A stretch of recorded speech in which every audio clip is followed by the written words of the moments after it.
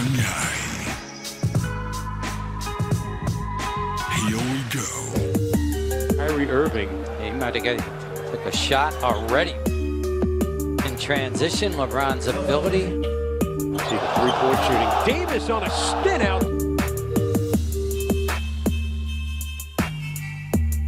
He'll have to foul. But Milwaukee doesn't let him. Caldwell Pope to tie. Off the mark, buzzer sounds. Nets win it in Shanghai. As the Nets beat the Lakers 114 to 111. These two teams move on to Shenzhen.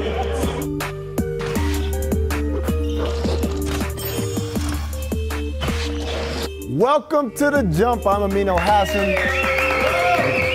I'm in for Rachel Nichols, who's on assignment in Shanghai. Today, I'm joined by our senior writer, Ramona Shelburne, and 2017 NBA champ, Matt Barnes. Coming up, we saw some exciting dunks from both Zach LaVine and Zion Williamson at the United Center last night. Is that a preview of what's to come in the dunk contest coming in February in that same building? Stay tuned. But first, the Nets and the Lakers played in China today. They finally did, after we speculated that they wouldn't. Rachel Nichols and Richard Jefferson were there on behalf of The Jump.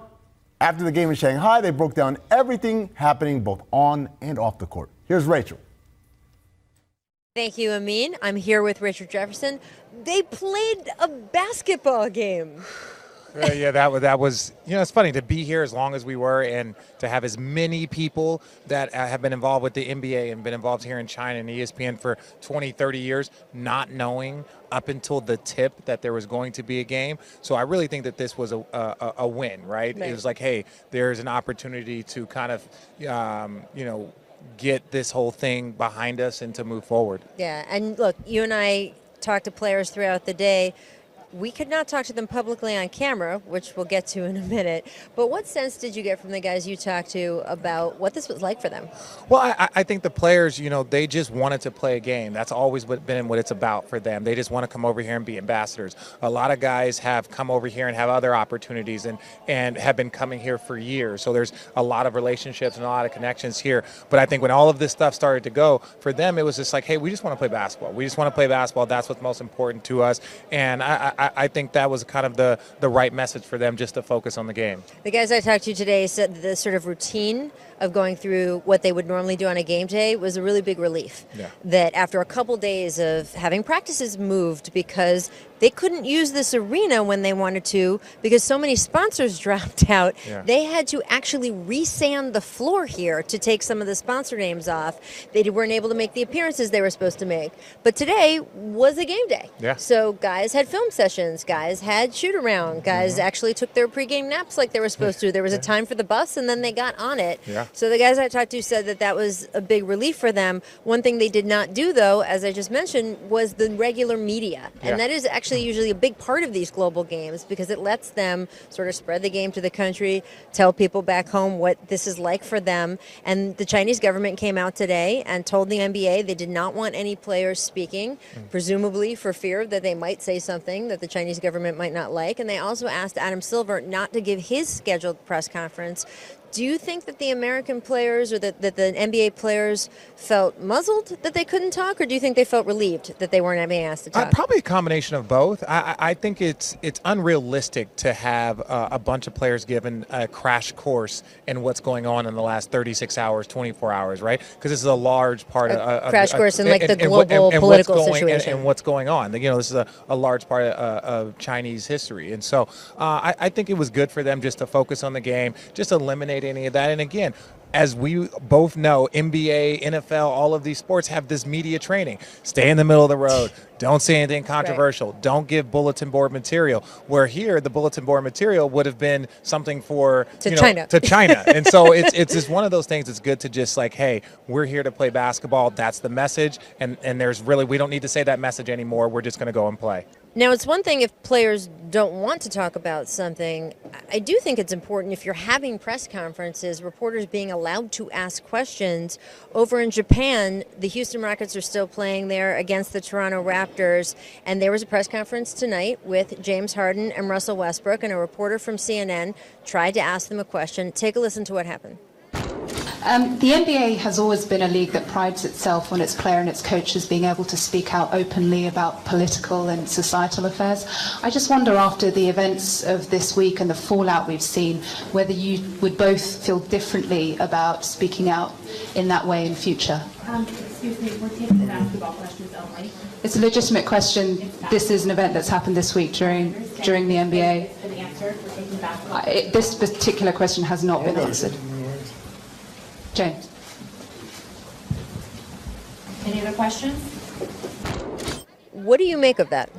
Well, I think, first of all, the situation, it didn't need all of that. I think there still needs to be a level of trust. At the end of the day, a player hasn't said anything wrong yet. No player has said anything wrong that led to this. This is from a tweet from a general manager. This had nothing to do with the players. I think ultimately, because there are so many players, you just don't want one player to then get isolated and then say the wrong thing or have something misinterpreted. I don't know who was running that press conference, by the way. It could have just been somebody who was for hire. But the idea of making it more of an issue by questioning her, taking the microphone away, as to your point, I would trust James Harden or Russell Westbrook to be able to answer the question. And right? 1,000%. And one of the things you wonder if the media was told they will not be answering questions on this topic. And so then if somebody still feels like they want to go and at. Now, again, you don't have to turn this into more than what it is. I fully believe that every player can handle these questions, or at least say that, hey, I don't know enough, or, this is a situation that I'm not that informed. That is a very accurate answer. Both teams played hard. We do it all the time. Right. And so I just feel like in that situation, you just allow the players to show their intelligence and to say what they feel. But I just don't know if you need to escalate the situation like it did. And by the way, there are times when people say, hey, we're only taking basketball questions, and it's a reporter's job to still ask the questions that need to be asked. Yeah, I understand. We did see them play basketball. It was a very competitive game, almost went into overtime. What did you learn? Thank God it did not. Preseason basketball overtime is usually everyone's worst nightmare. All the legends, Jason Terry, Gary Payton, were sitting there just like, please, Lord, no overtime. Right. Please, no. What did you learn about the Lakers and Nets from watching them play this game against each other? Well, it was funny. I think both things kind of correlated together, right? Where, the Nets, I think they missed Wilson Chandler, and they're not sure what that's going to happen. He's out for 25 games to start the season due to a suspension, and they missed that four-man. Here with the Lakers, that size that they play with Anthony Davis, obviously without Kuzma, they started Dwight Howard next to him, and Anthony Davis had 9 free throws in the first quarter. Now, you don't want him to get banged up every game, every night, because he does have a little bit of a history with injury, but that size is going to be impactful, and you don't see that with a lot of teams anymore in the league to have that type of size throughout their front line and on their bench. Yeah, we saw some nice stuff out of Spencer Dinwiddie tonight. What do you kind of season do you think he's poised to have? Well, that's what makes the Nets so amazing. They were out there without Karis LeVert, who went out, without Kyrie Irving, obviously no KD, and they were competitive the whole time because of the brand of basketball that they play. They have that next man up mentality, and everyone contributed on their team. And so I think the Brooklyn Nets are going to be a very, very surprising team this year. If they can stay healthy and keep everyone on the floor, I think this is a team that can really make a run in the Eastern Conference. Now, they didn't have Kyrie Irving for most of the game because he injured his face, which, by the way, is always, I know it's not funny, but it is always amazing to me when the injury report says Kyrie Irving out. Face.